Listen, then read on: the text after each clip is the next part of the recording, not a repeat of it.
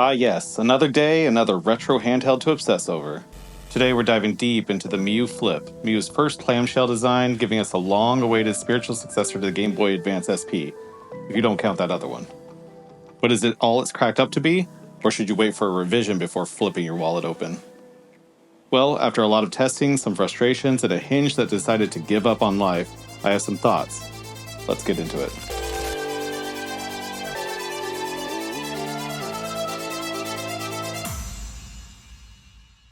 All right, so I have hesitated on the SP style clamshell emulator devices this last year in 2024. And I finally bit the bullet because I saw that the Miyoo Flip got a few in stock. And so I grabbed one and I've been testing it for a week or so.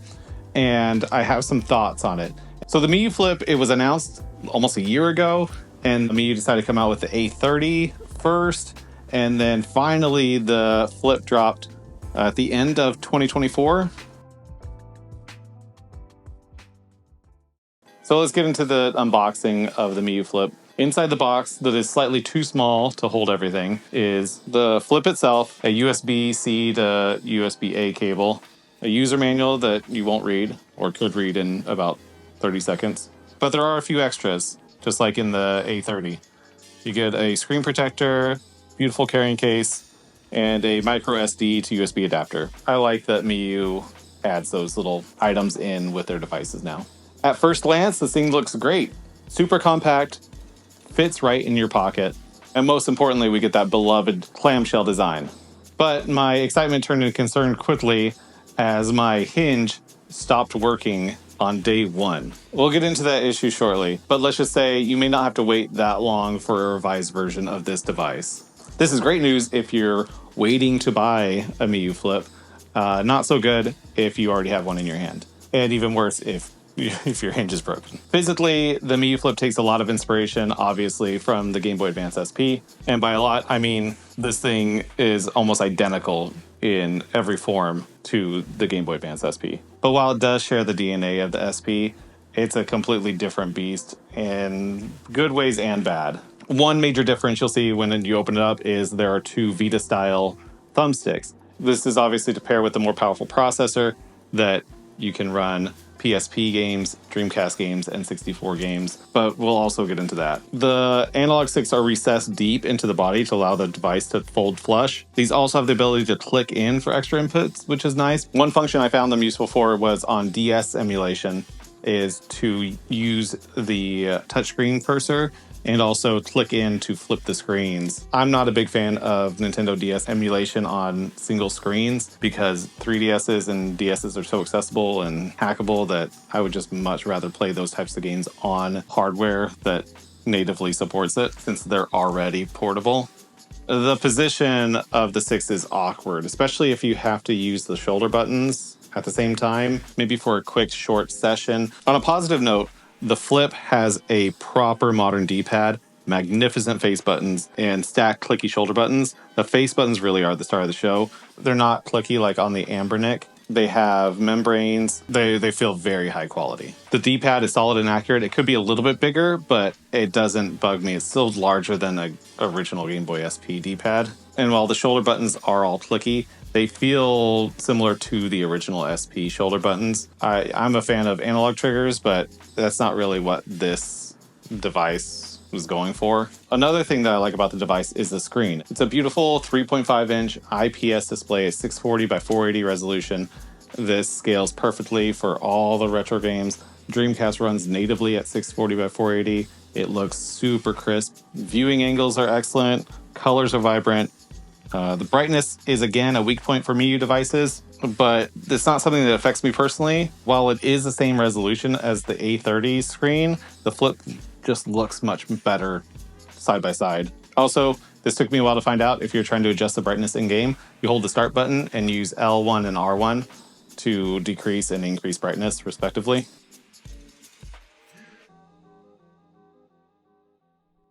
Now let's talk software. Out of the box, the Miyoo Flip runs Miyoo OS, which is fine. It's functional, it's basic, It has the same issues that all the previous Miyoo devices have. They really did not do a lot to improve on everything that everyone's been complaining about for the last couple of years. I mean, it's responsive at least, and you can get decent performance on the stock operating system. One thing that is kind of confusing is that there are 3 different ways to access the games and emulators. First is the game menu, which is the one I've had the most success with. It loads up the game with optimized, quote unquote, settings in RetroArch. The second is a manual RetroArch menu, which has some of the cores and systems, but like it doesn't have Dreamcast or N64. I don't know why. Also, in this mode, everything is Chinese. All the RetroArch menus are Chinese. You can go in and change them. There are tutorials on how to do that, but I don't see any reason to use this versus the game menu. The third is an interesting one. You can boot into Emulation Station. It seems to be a pseudo-modified version of Emulation Station. It uses some of the standalone emulators. For example, for Dreamcast, it uses the Flycast standalone emulator versus the Flycast core in RetroArch, which usually improves performance. But in this case, I was getting some bugs where anything that would run in 30 frames per second would be in slow motion, and I didn't have time to troubleshoot stuff like that. But I love Emulation Station. You can scrape your own artwork. And if you stay in Emulation Station, when you turn it off and boot it back up, it'll boot into the OS. Now, as is the case with so many Miyoo devices, everyone's clamoring for custom operating systems, custom firmware to further optimize this device. I haven't dug into them too much. MinUI and Gamma OS are ready right now. Gamma OS is still a work in progress, and I think you have to be a Patreon supporter to get the newest updates on Gamma OS. And then I saw that Spruce OS announced that they are in the middle of releasing a version of Spruce OS for the Miyoo Flip, which would probably be my go-to. If you haven't seen my Miyoo A30 video, I go over MinUI and Spruce OS in detail. I'll link it here. Now, game selection is exactly what you would expect. Everything from NES, SNES, Game Boy Advance, PS1, even some N64, PSP, Dreamcast titles. In the stock operating system, there is box art for most of the games included, but there is no built-in scraper. So the best I could find is having to manually go in, put artwork files in the corresponding folders with the exact same name as the ROM that they're associated with. I didn't even try this because I have better things to do. And what's really annoying is like the Dreamcast games, the artwork is in the wrong aspect ratio, so it's squished. But I digress. The games that you expect to run, well, run fantastic on the device. From what I can tell, the contents of the SD card is identical to the A30 in terms of game selection. I see a lot of people saying that PICO8 doesn't work on here. It does work. You just have to select FAKE08 from the operating system, pick the game, push X, pick FAKE08, and it'll work fine. Also, there's an app section which has some modern indie games. Not thrilled about that. If you've watched any of my videos, I don't like when these companies put modern indie games that you can buy right now on the device.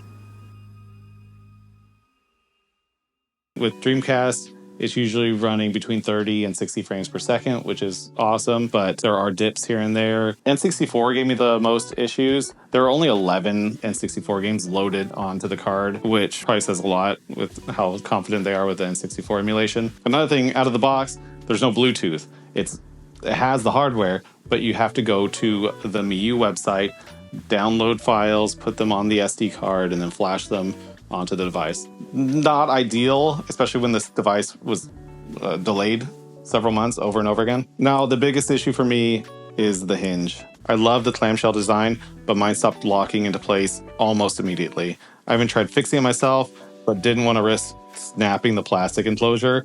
Frankly, this is just unacceptable for an $80 device. So I've been in contact with Miyoo, waiting to hear back what their plan is.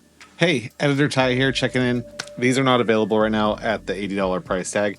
You will see some listings for like $150. Do not buy those. Also, I reached out about my hinge, and they said, hello, can you wait for new hinge accessories to be replaced on February 17th? So something's happening on the 17th. I asked them if this is just parts or if this is a new device. I think it's a new device, but we'll see. Also, my Ambernick RG35XXSP is stuck in customs. And so let me know if you want a one-to-one comparison of these two, but I'll make that happen. Back to you. The plastic on this device seems to be a contentious topic as well. Some people love it and some people hate it. One person will say it feels ultra premium, while the next will say that it feels like a dollar store plastic toy cheap product. I'm kind of in the middle. I do like the soft touch finish of the shell, but there is a feeling of fragility while handling it. Like the plastic is thin and brittle. It became more intense as I was disassembling the device to try to fix the hinge. Another thing is that there are two USB-C ports, one for charging and one to connect wired controllers. It took me way too long to figure out why my SP-looking device didn't charge from the charging port in the same spot as the original SP. The charging port is actually on the front and bottom of it. This is also another one of those devices that requires a USB-C to USB-A and a low power draw brick.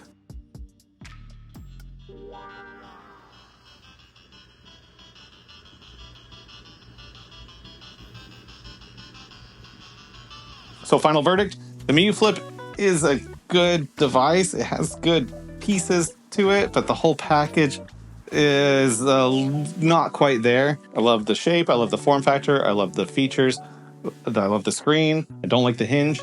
Despite everything, I actually kind of love this device. I'm bummed that it's not quite there. I'm going to have to wait for another revision to fully embrace this thing, but I think that it has a lot of promise and I'm excited for custom firmware. So if this is something that you just want to hop on, it's doable. But for most people, I'd recommend waiting to see what this new revision is before pulling the trigger. But there are links in the description for this device, the Ambernick. So what do you think? Is this something that you're going to hop on? Do you have one already? Have you had the same issues that I have? Let me know if you liked the video. Be sure to say so with your mouse click and subscribe. I'll be back very soon with more videos, so stick around. Cheers.